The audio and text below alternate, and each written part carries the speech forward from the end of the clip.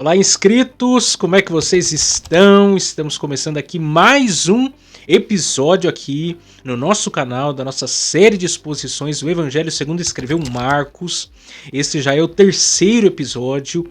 Nós estamos aí toda segunda-feira às 18h58, sem falta, disponibilizando aí para vocês o nosso conteúdo aqui, a nossa série de exposições aqui no Evangelho segundo escreveu Marcos. Seguindo e conhecendo mais a vida e obra do nosso Senhor Jesus Cristo. E nós já falamos um pouco sobre a introdução, já falamos sobre a essência do Evangelho de Jesus Cristo, Marcos capítulo 1, verso 1. E hoje nós iremos meditar aí em Marcos capítulo 1, versos 2 a 8, em que vamos falar de João Batista.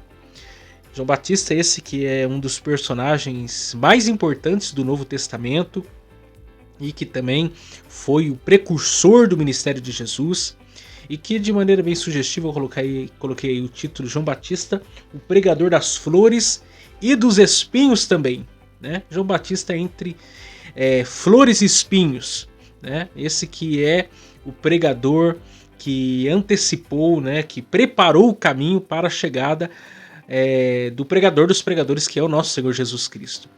E nós vamos aprender um pouco sobre João Batista e aprender um pouco sobre o ministério dele e que preparou o ministério do nosso Senhor Jesus Cristo. E eu quero então que você desde já curta, comente, se inscreva aqui no nosso canal.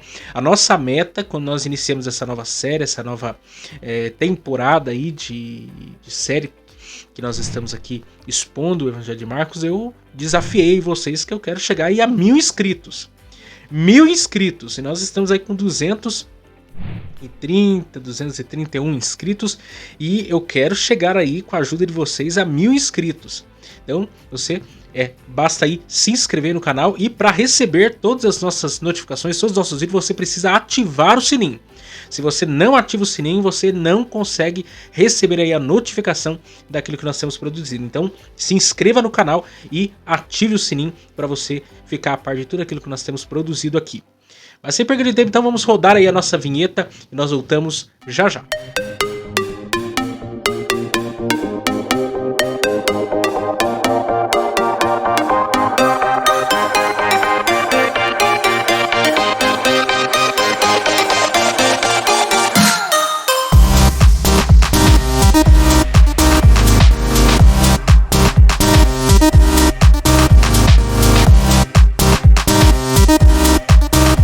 Bem, estamos de volta. Então vamos partir para a exposição da palavra de Deus.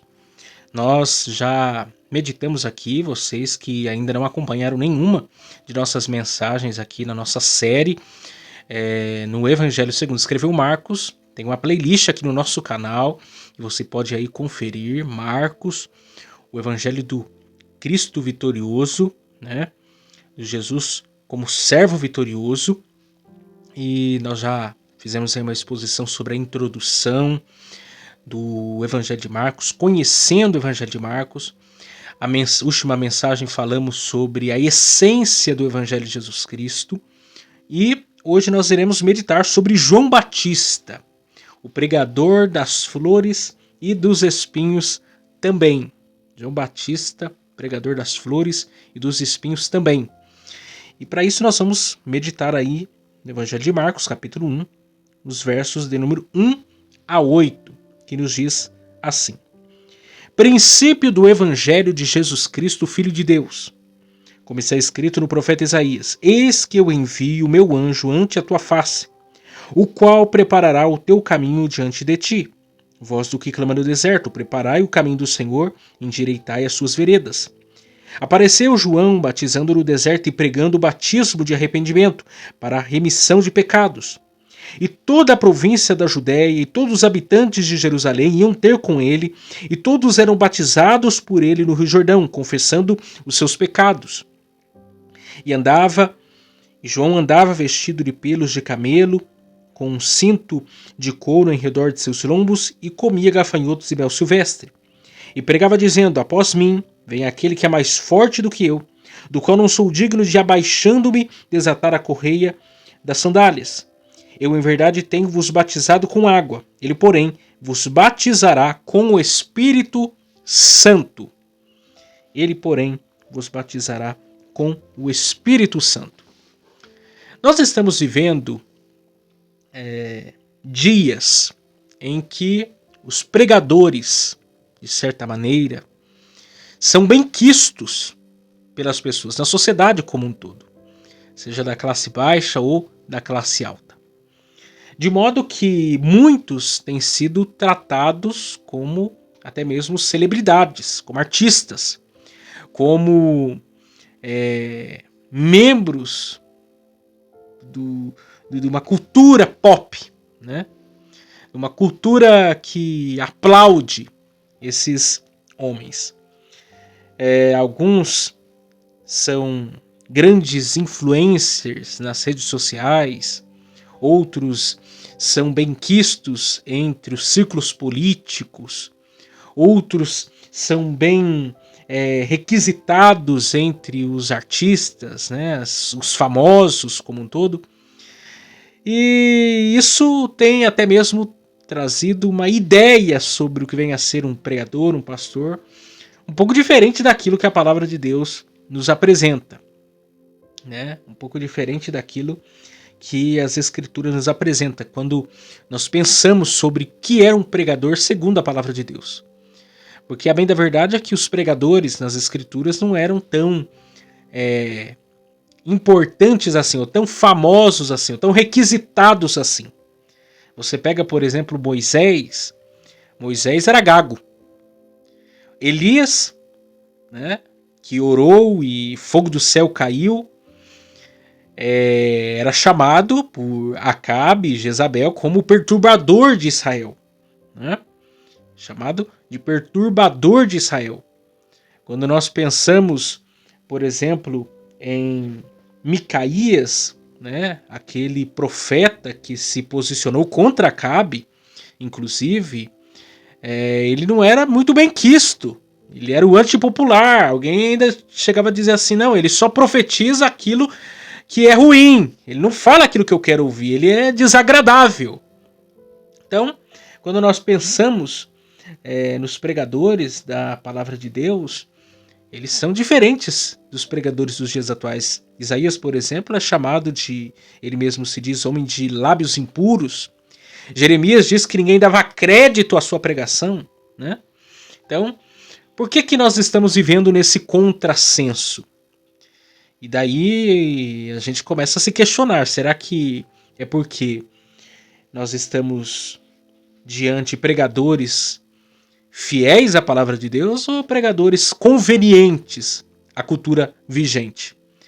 Será que os pregadores dos dias atuais, eles estão verdadeiramente compromissados em serem porta-vozes de Deus, serem boca de Deus para essa geração, ou eles já se corromperam e já se aliaram aos homens e os desejos desses homens nesses dias? Essa é uma forte interrogação. Até mesmo uma frase que eu ouvi, na verdade também não é dele, né? Mas que eu ouvi de reverendo Antônio Carlos Costas, quando ele diz que o propósito, a finalidade do pregador são duas. Número 1, perturbar os que estão calmos. Perturbar os que estão calmos. E acalmar os que estão perturbados. A pregação tem essas duas finalidades. Acalmar quem está perturbado e perturbar quem está calmo. Se o pregador, na sua tarefa de pregador, na sua missão de pregador, no seu chamado de pregador, não realizar ou não atingir esses dois importantes objetivos, que é acalmar quem está perturbado e perturbar quem está calmo, provavelmente ele não foi feliz na sua tarefa. Mas aqui, esse texto em especial, nos é apresentado João Batista. João Batista é o último dos profetas, conforme nós observamos nas páginas do Antigo Testamento. João Batista está entre os dois testamentos. Ele está fechando o Antigo Testamento e ao mesmo tempo ele está abrindo o Novo Testamento. Ele está na divisa entre os dois testamentos.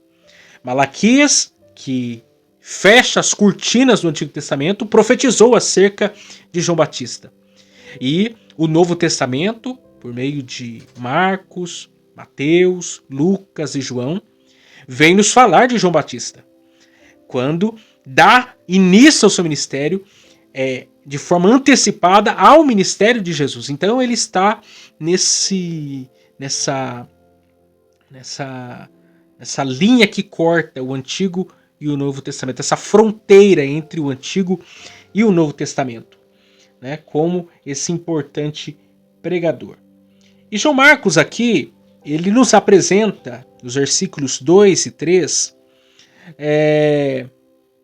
o ministério de João Batista como atestado que Jesus viria. E aqui, então, são revelados 3 pontos que destacam a chegada de Jesus. Em primeiro lugar aí, nós temos as Escrituras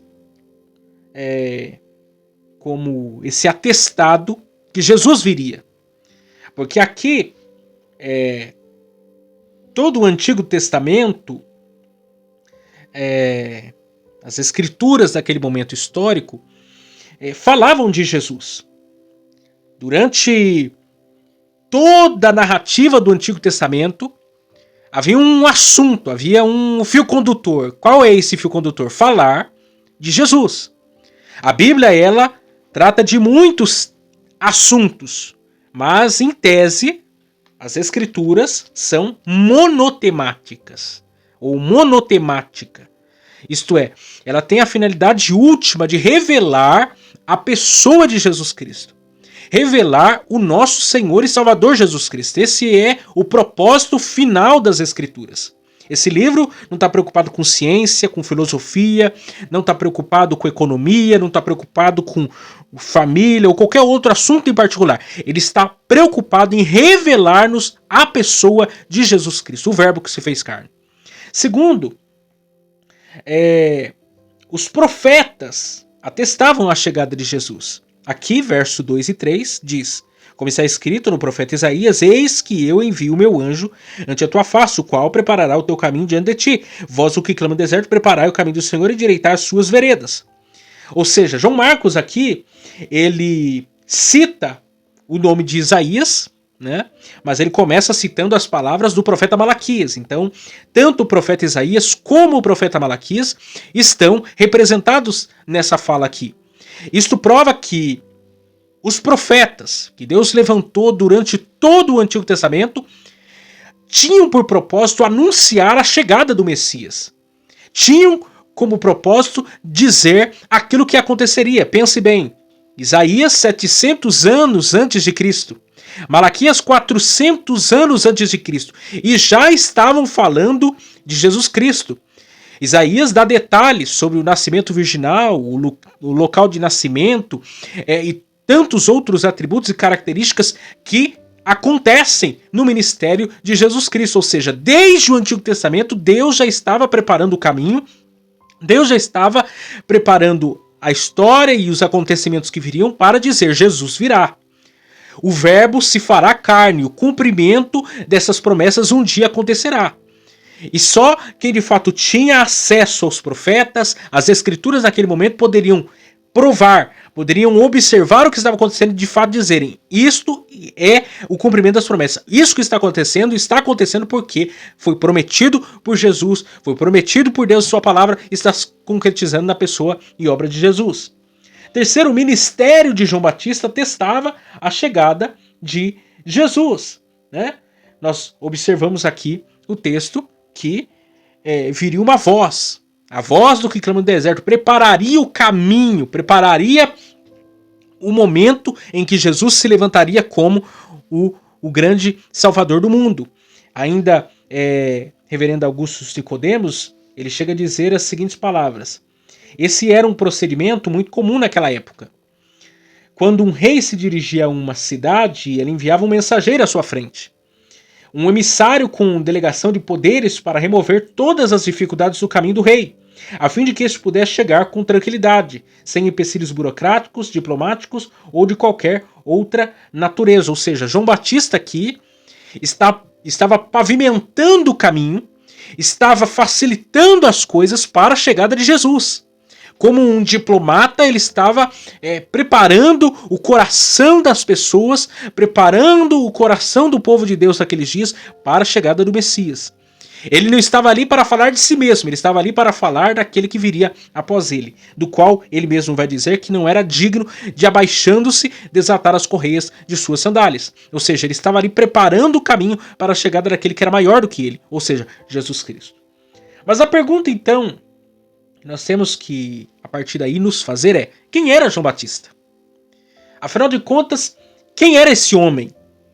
Quem era esse homem que, de maneira tão singular e até mesmo peculiar, e até os dias atuais, é citado, é mencionado? E quem não se lembra de João Batista, quem não se lembra das suas frases célebres, quem não se lembra dele nas margens do Rio Jordão, de sua mensagem de arrependimento, ou de como se deu o seu nascimento, etc. Quem era esse homem?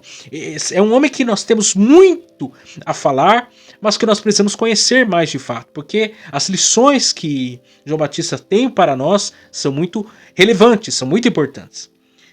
Primeiro aí, João era a resposta de Deus às orações de seu pai. João era a resposta de Deus às orações de seu pai. João Batista, né? Batista é um cognome porque ele batizava, né? Ele era filho de Zacarias, que era um sacerdote, e de Isabel, né? Esse casal de levitas, né? Que de maneira extraordinária vivenciou a resposta da oração diante aos seus pedidos, diante às suas súplicas. Porque vocês estão lembrados que lá em Lucas é citado que Zacarias entrou no templo para acender incenso. E era por meio de sorteio, ou seja, ele não ia lá sempre que ele queria. E naquele dia ele foi sorteado para entrar, para acender incenso na casa de Deus, o templo. E naquele exato momento, naquele dia, naquela ocasião, o anjo do Senhor, Gabriel, aparece para ele para lhe dar resposta de suas orações. Por quê? Porque ele já avançado em idade, sua esposa também avançada em idade, além do fato de ser avançada em idade estéril, quer dizer, quando Zacarias casou-se com Isabel, ele evidentemente percebeu que existia alguma coisa que impedia ela de gerar filhos. E ali ele começa a clamar a Deus. Ali ele começa a buscar ao Senhor. Ali ele começa, talvez imitando o exemplo de Isaac, quando ora por Rebeca por cerca de 20 anos, que também era estéril, e Deus abre sua madre, né? De modo que vem daí Jacó, vem daí Esaú. Talvez imitando o exemplo do patriarca, ele assim o fez. Só que quando, talvez, Isabel, já tendo passado da idade das mulheres, talvez já envelhecendo, ele desistiu de orar, ele parou de orar. Porque talvez ele pensava, o milagre é até quando ela puder gerar filhos. E esqueceu das suas orações. E foi viver a vida, e foi seguir a sua história. Só que Deus tinha um momento certo de responder à oração de Zacarias. E o momento era aquele. Porque Zacarias pediu a Deus um filho. Deus quis dar a Zacarias não apenas um filho, mas deu a ele um profeta. Deu a ele o precursor do ministério de Jesus. E o que é curioso é que a oração, talvez, de Zacarias ficou esquecida. Talvez ele esqueceu de orar. Talvez ele perdeu a fé em determinado momento. Porém, Deus não. A oração que Zacarias fez, Deus não se esqueceu. A oração que Zacarias fez, Deus no momento certo quis responder. Porque é assim na nossa vida. Às vezes a gente ora 1 ano, não vê resposta. Ora 2 anos, não vê resposta. Ora 3 anos, não vê resposta. O cenário está impossível. De repente, torna-se um cenário improvável. Torna-se num cenário inconcebível. E a gente desiste de orar. A gente pensa, não tem resposta para a minha oração. Não tem solução para o meu problema. Só que Deus ele não se esquece das nossas orações. Na hora certa, no tempo certo, no momento certo, na vontade de Deus, ele pode responder a minha e a sua oração. E de modo que Zacarias ficou tão impressionado com aquela situação, ele chega a duvidar daquilo que o anjo havia lhe falado. É nesse episódio que, inclusive, ele fica o quê? Mudo. Por causa de sua incredulidade. Mesmo diante o milagre de Deus, mesmo diante a resposta às suas orações, ele fica o quê? Fica mudo. Para você ver como que as coisas acontecem. Segundo, João Batista, ele era o quê? Fruto do milagre do nascimento. Isabel era estéril. Como que ela poderia ter filhos? E não apenas isso, ela era avançada em idade. Duas impossibilidades ali. Isso é curioso porque quando o anjo Gabriel vai falar com Maria, Isabel já estava grávida de 6 meses. Há uma diferença entre Jesus e João Batista de 6 meses. Daí que surge, inclusive, a tese de João Batista ser o precursor do ministério de Jesus, porque ele inicia seu ministério 6 meses antes de Jesus iniciar seu ministério, porque o ministério se iniciava com 30 anos de idade, então João Batista fez 30 anos de idade 6 meses antes de Jesus, e Jesus iniciou seu ministério também com 30 anos de idade, então por 6 meses João Batista preparou ali o caminho até a chegada de Jesus. Então, quando o anjo foi falar com Maria, e disse para Maria, olha, você vai conceber, você vai gerar pelo Espírito Santo, e Maria também não compreendia como isso se daria, visto que ela nunca havia estado com nenhum homem. O anjo diz para ela, olha, você vai conceber assim como a sua prima Isabel irá conceber. Porque a sua prima Isabel está grávida aqui, porque para Deus nada é o que? Impossível. Ou seja, João Batista é fruto do milagre do nascimento. Um Deus que faz milagres, como abriu a madre lá de Sara, também na sua velhice, também estéril, Deus decidiu abrir a madre aqui de Isabel, para fazer esse milagre e colocar João Batista no mundo. Ou seja, o nosso Deus, o nosso Cristo, ele continua a fazer maravilhas. Terceiro, João era nazireu de Deus e cheio do Espírito Santo. Era nazireu de Deus e cheio do Espírito Santo. O voto de nazireado consistia de a pessoa se abster de vinho, né, ou qualquer bebida fermentada, não podia cortar o cabelo e não poderia tocar em cadáver. A ideia de ser nazireu é de ser separado, é de ser consagrado. E não bastasse isso, João Batista também era o quê? Cheio do Espírito Santo. De modo que quando Maria vai para a Judéia, vai para a casa de Isabel, né, já grávida de Jesus Cristo, disse que há um testemunho do Espírito, né, dentro já do ventre de Isabel, o Espírito Santo é testificado ali.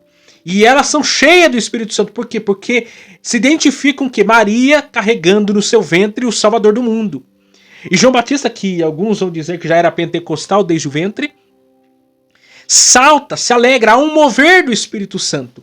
Ou seja, João Batista era esse homem cheio do Espírito Santo, separado, consagrado a Deus. Não era qualquer homem. Desde o ventre ele foi separado para um fim, para um propósito de ser um pregador que anteciparia o ministério de Jesus. Quarto, João significava Deus gracioso, Deus de graça, ou Deus perdoa com misericórdia. Vocês estão lembrados que Zacarias estava mudo, e era o 8º dia, o dia da circuncisão de João, e ele foi levado ao templo, e Isabel diz, olha, o nome dele será João. E vão procurar em sua árvore genealógica, mas não tem ninguém na sua família, na sua descendência que chama João. E aí Zacarias retoma a sua fala e profetiza ali, dizendo qual seria o fim, qual seria o propósito daquele menino, qual seriam os propósitos e os planos de Deus para o seu filho, como boca de Deus para aquele povo.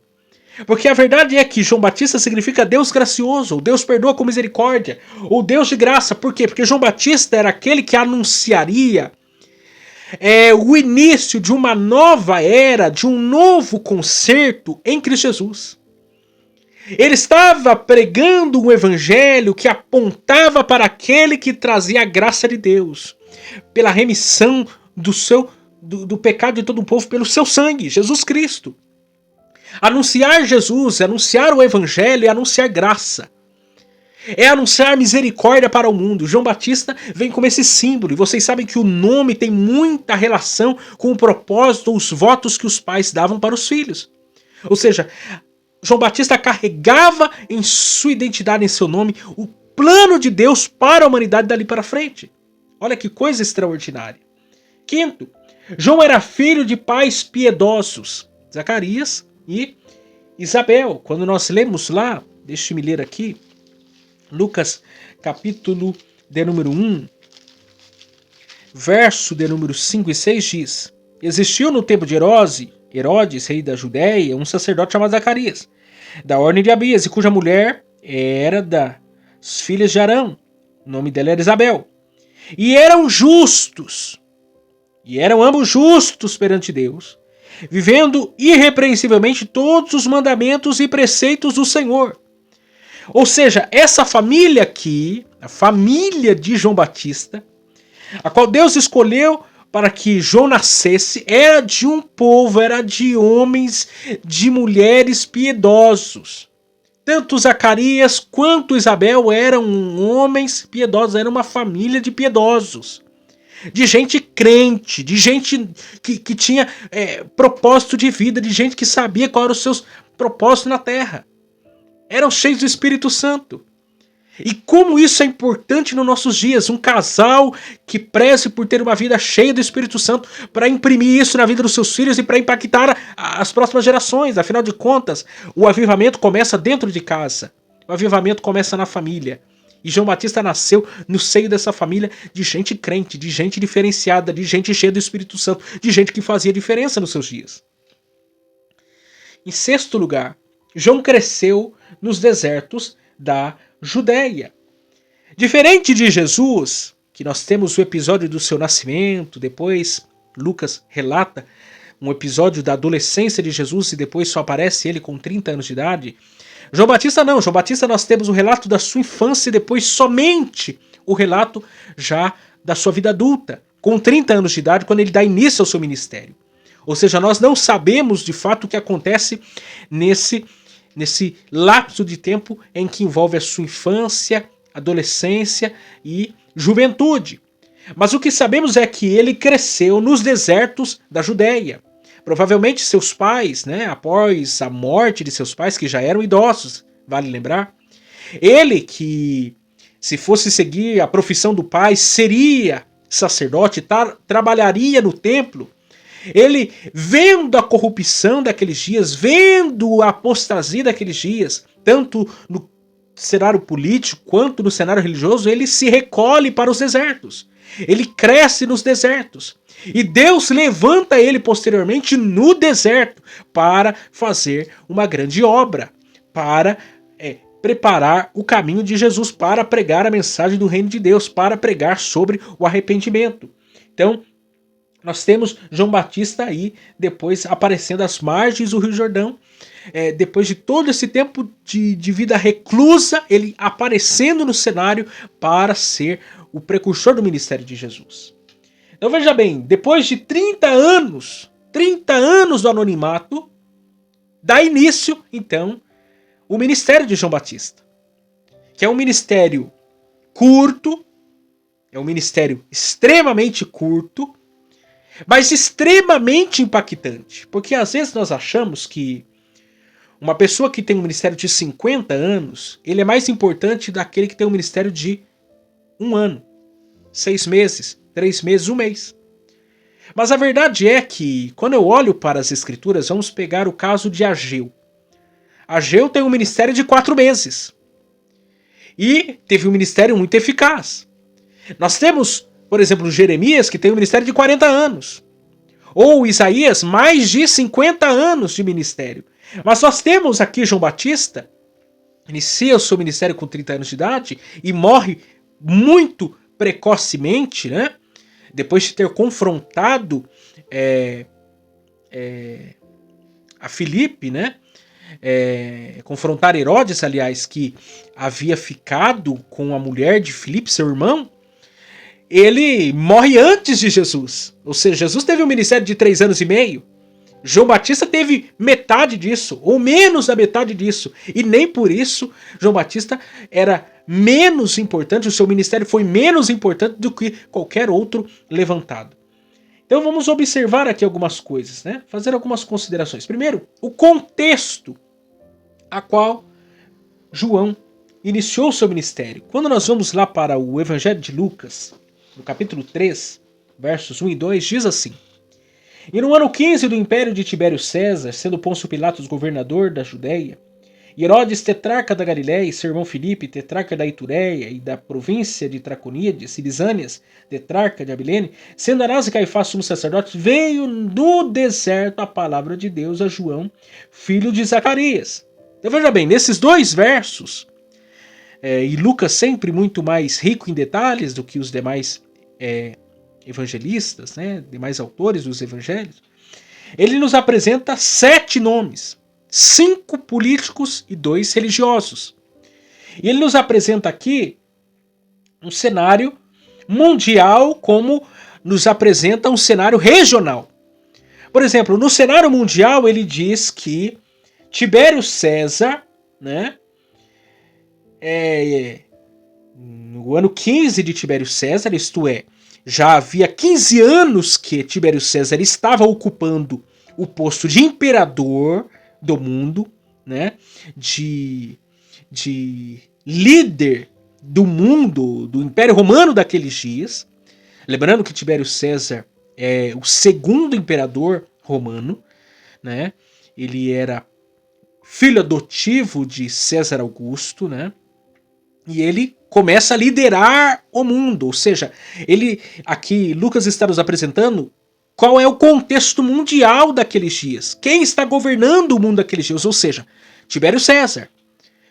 Homens e mulheres de várias partes do mundo daquela época eram vassalos de um único homem, Tibério César. Depois ele nos apresenta homens, né, governando o cenário regional. Quando ele nos apresenta aí alguns nomes, como por exemplo Pôncio Pilatos, Herodes, Filipe, Lisânias, né? E depois o cenário religioso, Anás e Caifás. O que acontece? Herodes, aquele Herodes que matou Jesus, porque existem vários Herodes no Novo Testamento, nós temos que conhecer cada um deles. O primeiro deles é Herodes o Grande. Esse Herodes o Grande, ele dividiu após a sua morte todo aquele território da Palestina em 4 partes. E ele deu a alguns homens, que no caso aqui é Herodes Antipas, Filipe, Lisânia, né? Arquelau e etc. Ele dividiu ali todo aquele território ali para que cada um governasse. Então, Lucas está nos apresentando o cenário mundial e o cenário político regional. Como também ele está nos apresentando aqui o cenário religioso, quando ele diz que temos o que? Anás e Caifás como sumo sacerdote, o que é, obviamente, logicamente, impossível. Visto que, segundo o Antigo Testamento, para se ser sumo sacerdote, era necessário que 1 por ano, né? Jamais poderia haver 2 sumos sacerdotes por vez. Só que para piorar aqui, na lei, o posto de sumo sacerdote passava de pai para filho, né? Do pai para o filho primogênito, e assim sucessivamente. Mas aqui fala-se de Anás, que já havia sido deposto pelo Império Romano, mas era ainda benquisto e querido pelo povo, então ocupava de forma simbólica aquele posto de sumo sacerdote. Tinha Caifás. Caifás não era filho de Anás, era genro de Anás. E além do fato que nós tínhamos o quê? O Império Romano intervindo na questão religiosa. Era eles que impunham quem seria o sumo sacerdote. Ou seja, estava totalmente corrompido a questão religiosa. A questão política e religiosa havia se misturado de tal maneira que já não tinha como mais se desatar. É no meio desse contexto político e religioso que o quê? Deus levanta João Batista. Para o quê? Pregar uma mensagem. Para falar de Jesus. Para anunciar o Salvador do mundo. Ou seja, às vezes nós olhamos para o noticiário, nós olhamos para o que está acontecendo nos nossos dias e pensamos, como é que vai ser, né? Como é que vai ser o ministério? Porque às vezes nós achamos que as coisas precisam estar favoráveis a nós para que Deus nos levante. Mas a verdade é que Deus quer nos levantar no meio de uma geração corrompida. Tanto no aspecto político quanto no aspecto religioso. Deus está à procura de homens para que Ele possa usar, para que possa fazer a diferença nesses dias. E naqueles dias Deus decidiu levantar quem? João Batista. Porque em dias tão difíceis tem que levantar homem de Deus, mulher de Deus, com fibra, com coragem, que não tenha medo de falar a verdade, que não tenha medo de expor o pecado, que não tenha medo de falar a palavra de Deus. E João Batista foi esse homem naqueles dias. Segundo, nós temos o que? A geografia em que João Batista é levantado como pregador. Observe aí Marcos capítulo 1, verso de número 4. E apareceu João batizando no deserto e pregando o batismo de arrependimento para a remissão de pecados. Aonde que ele apareceu? Ele apareceu no deserto. Lucas lá vai dizer, Deus levantou ele o quê? No deserto. A geografia não era favorável, os tempos não eram favoráveis e a geografia não era favorável. Porque vamos ser sinceros, quem que quer ser levantado por Deus no deserto? Quem quer ser levantado por Deus em uma terra tão árida, que não tem como se plantar, não tem como se colher? Quem quer ser levantado em um tempo de adversidade, de provação? Mas foi num deserto, que Deus levantou João Batista para ser o pregador do reino de Deus. Foi no deserto que ele decidiu o quê? Pregar a mensagem a respeito de Jesus. Nós vivemos em dias que as pessoas querem o quê? Pregar em congressos, querem pregar em vigílias, querem pregar em grandes encontros de pastores. Mas ninguém quer mais pregar no culto no lar, ninguém quer mais pregar no culto ao ar livre, ninguém mais quer falar de Jesus com alguém lá naquela sala, naquele lugar que ninguém está vendo. Mas a verdade é que Deus está à procura de homens que Ele levante, seja onde nós estivermos, seja no palácio, ou seja lá no beco, seja na internet, ou seja fora dela. Mas Deus está à procura de levantar pessoas para usar, como levantou João Batista num deserto. Terceiro, nós temos o conteúdo da pregação de João Batista. Observe aí comigo, verso 4. Marcos 1:4, verso 7 e 8. E apareceu João batizando no deserto e pregando o batismo de arrependimento para a remissão de pecados. Verso de número 7. E pregava dizendo, após mim vem aquele que é mais forte do que eu, do qual não sou digno de abaixando desatar a correia das sandálias. Eu em verdade tenho vos batizado com água, ele porém vos batizará com o Espírito Santo. Olha o conteúdo da pregação de João Batista. João Batista pregava o batismo de arrependimento, batismo no Espírito Santo e a pessoa de Cristo. João Batista não era aquela pessoa que ficava inventando mensagem, inventando sermão, inventando o que pregar. Não, ele abria a boca para ser uma voz que tinha um conteúdo, tinha um alvo, tinha um propósito em sua mensagem. Ele não era um pregador coach, ele não era um pregador de autoajuda. Ele não pregava inteligência emocional, ele pregava o evangelho, ele anunciava Cristo, ele anunciava o arrependimento de pecados, o reino de Deus é chegado. Essa era a mensagem dele. Ele não tinha outra mensagem, ele não tinha outra coisa a pregar, ele pregava Cristo. Aí eu fico vendo os pregadores da atualidade, pregadores sem conteúdo, sem mensagem. Inventam coisa, tira leite de pedra, inventam mensagem, não tem conteúdo. E eu vou dizer a verdade, pregadores fracos produzirão uma igreja fraca. Pregadores sem conteúdo produzirão uma igreja fútil, uma igreja vazia, uma igreja pobre espiritualmente. Se é para pregar, pregue a palavra. Como diz Paulo, pregue a palavra. Não é pregar sonho, não é pregar visão, não é pregar revelação. É pregar a palavra. A palavra está revelada, a palavra é inspirada, a palavra é inerrante, a palavra é infalível. Preguemos a palavra. O Batista tinha conteúdo. Pegue a palavra, abra a palavra, leia a palavra, explique a palavra, pregue a palavra. É a palavra que tem poder de transformar a vida do homem. Não existe outra coisa a não ser a palavra de Deus que tem poder para isso. É triste quando nós estamos vivendo em dias que as pessoas negligenciam o poder da palavra. O poder não está no pregador, o poder não está na oratória, na eloquência, ou até mesmo no alcance de milhões de seguidores. O poder está na palavra de Deus. É a palavra de Deus que não tem poder de voltar para si vazia. Então preguemos a palavra. Porque se você pregar a palavra, é a palavra que vai trazer os resultados que ela quer, porque ela é a palavra de Deus, não é a sua palavra, é a palavra dele. É a palavra dele que é fiel, que é verdadeira. Então não preguemos a palavra. Diga assim diz o Senhor. É a palavra. Tenha conteúdo, vá buscar a palavra. É a palavra. Quarto, o alcance do ministério de João Batista. Porque quando você olha lá Marcos, verso 5, 5 diz, e toda a província da Judéia, e todos os habitantes de Jerusalém iam ter com ele, e todos eram batizados por ele no Rio Jordão, confessando os seus pecados. Veja bem, João Batista era o pregador do deserto. João Batista estava no deserto, João Batista estava pregando, e pregando a palavra, pregando a verdade, pregando o arrependimento de pecados. Não estava pregando nenhuma outra mensagem que atraía as multidões, mas as multidões iam até João Batista para o ouvir. Por quê? Porque quando você é fiel a Deus, quando você é fiel à palavra de Deus, Deus traz até você aqueles que Ele quer que ouça a sua palavra. Se nós estivermos comprometidos com a palavra de Deus, com Deus da palavra, as multidões virão, os resultados virão.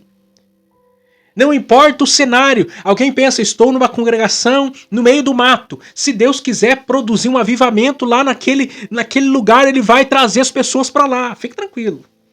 Mas continue fiel a Deus e a sua palavra. Não se venda ao pragmatismo. Não se venda aos modismos. Alguém pensa, vou pintar a parede da igreja. Alguém pensa, vou colocar um telão de LED. Alguém pensa, vou contratar os melhores músicos e cantores. Alguém pensa, vou colocar caldeira almofadada. Alguém pensa, vou colocar microfone de lapela. Vou fazer um canal no YouTube. Vou fazer um site para minha igreja. Aí as pessoas virão. Isso pode ajudar. Isso pode ser um recurso até bom. Só que o que importa, de fato, é que Deus traga as pessoas através da fiel pregação da palavra, através de um ministério comprometido com Deus. Diz lá o livro de Atos que o Espírito acrescentava o número daqueles que iam crendo. Quem acrescenta, quem traz é o Espírito Santo de Deus. Então não importa o contexto, o cenário, a dificuldade. Se Deus quiser, Ele faz. A gente tem que ser fiel. Quinto lugar. O público do ministério de João Batista. Qual que era o público para o qual João Batista pregava? Lucas generaliza quando ele diz as multidões. Depois, ainda ele vai pontuar que eram publicanos e soldados. Mateus diz que eram os fariseus e saduceus. João diz que haviam sacerdotes e levitas. Ou seja, nós temos aqui uma lista de cerca de 7 grupos distintos de pessoas. Tem rico, tem pobre. Tem letrado e iletrado. Tem classe A e classe B. Tem negro e branco. Tem gordinho, tem magrinho, tem narigudo, tem baixinho, tem alto. Todo mundo. Ele pregava para todo mundo. Ele pregava para o acadêmico e ele pregava para o carpinteiro, para a dona de casa. Ele pregava para o pescador. Ele pregava para todo mundo. O público de João Batista era amplo. Era amplo. E isso causa o quê? Um impacto. Isso causa um impacto naqueles dias. Porque a pregação de João Batista despertava nas pessoas o interesse no arrependimento, na mudança de vida. Por exemplo, a multidão. O texto lá de Lucas 3, 10 e 11 diz, e a multidão me interrogava dizendo, que faremos, pois? E respondendo ele disse-lhes, quem tiver 2 túnicas, que reparta com quem não tem. Quem tiver alimentos, que faça da mesma maneira. Em outras palavras, ame o próximo como a ti mesmo. A multidão ouvia João Batista pregar e queria o quê? Mudança de vida, arrependimento, porque é isso que acontece quando nós pregamos a palavra. As pessoas querem mudança de vida, elas querem o que? Se converter, como lá na pregação de Pedro, lá no dia de Pentecostes. As pessoas, diante da exposição da palavra de Deus, perguntaram para Pedro: o que nós vamos fazer agora? O que nós vamos fazer agora? Crer e serão batizados, em nome do Pai, do Filho e do Espírito Santo. Veja bem, os publicanos. Quem que eram os publicanos? Eram os ladrões daqueles dias. Considerados traidores dentre os judeus, porque eram judeus pagos pelo império para cobrar os próprios judeus. Ou seja, os publicanos eram a escória. Eram um povo que não tinha contato com o seu povo da sua própria pátria. Eram odiados. Lembra lá de Zaqueu. Olha o que os publicanos, corruptos, ao ouvirem a pregação de João Batista, decidiam fazer. Lucas 3, 12, 13. E chegaram também os publicanos para serem batizados e disseram-lhe: mestre, que devemos fazer? E ele lhes disse: não peçais mais do que aquilo que vos está ordenado. Ou seja, não sejam corruptos e nem se vendam por propina. Olha a pregação de João Batista. Você quer saber uma coisa? Larga de ser corrupto. Larga de fazer caixa 2, larga de fazer desvio de verba. Para de cobrar aquilo que não é o direito de cobrar. Olha aquilo que a pregação de João Batista, a pregação do evangelho, a fiel pregação estava provocando as pessoas. Nós temos os soldados, assim como os soldados queriam saber o que fazer. Olha lá Lucas 14, 3,14. E uns soldados interrogavam também dizendo: e nós, que faremos? E ele lhes disse: a ninguém trateis mal, nem defraudeis, e contentai-vos com vosso soldo. Ou seja, sejam honrados e sejam honestos. Sejam honrados e sejam pessoas decentes. A pregação de João Batista provocava. Para não parar por aí ainda, ele o que? Exortou a Herodes. Herodes era o governador. Era o político-chefe, tendo caso de adultério com a mulher do seu irmão Filipe. Ele disse o quê? Você está errado. Olha a autoridade de João Batista, olha a autoridade desse pregador. Pergunta que eu faço é: será que os pregadores dessa geração possuem a ousadia de João Batista? Será que os pregadores dessa geração têm a credibilidade de aplicar a palavra de Deus ao coração do povo, em seus muitos contextos? Será que nós podemos ensinar a multidão como João a repartir aos necessitados? Será que, como João, nós podemos falar aos cobradores de impostos para não serem corruptos, porque nós também não somos corruptos? Porque tem muitos pastores que não podem pregar sobre isso, porque são verdadeiros mercenários da fé. São mais ladrões do que os ladrões, são mais bandidos que os bandidos. Será que podemos pregar sobre casamento, sobre família? Porque já muitos não podem, porque já não são maridos de uma só mulher. Porque tem uma mulher em casa, tem uma mulher fora de casa. Será que os homens dessa geração podem de fato pregarem a palavra? Porque tem seus filhos bem criados, tem bom testemunho. Será que nós somos pregadores como João Batista foi? Podemos pregar aos vários e distintos públicos sem peso da consciência, porque estamos de acordo com a palavra de Deus. Sexto, as condições econômicas de João Batista. O texto de Marcos 1,6 diz: e João andava vestido de pelos de camelo, com um cinto de couro em redor de seus lombos, e comia gafanhotos e mel silvestre. Quem que quer ser João Batista, meu amigo? Tem gente que tá como João Batista, tá comendo gafanhoto. Nem mel tá comendo só gafanhoto. Mas tá sendo fiel à palavra de Deus, tá pregando o evangelho. Não tá preocupado com luxo, não tá preocupado com glória, com estado. Não, tá sendo fiel a Deus. Mesmo quando as coisas não são favoráveis a si próprio. Mas hoje tem muito pregador iludido. Ele acha que ser pregador é ser um cara, sabe, que vai pregar nos grandes eventos, ficar hospedado nos melhores hotéis, que vai ser influente. Nem sempre.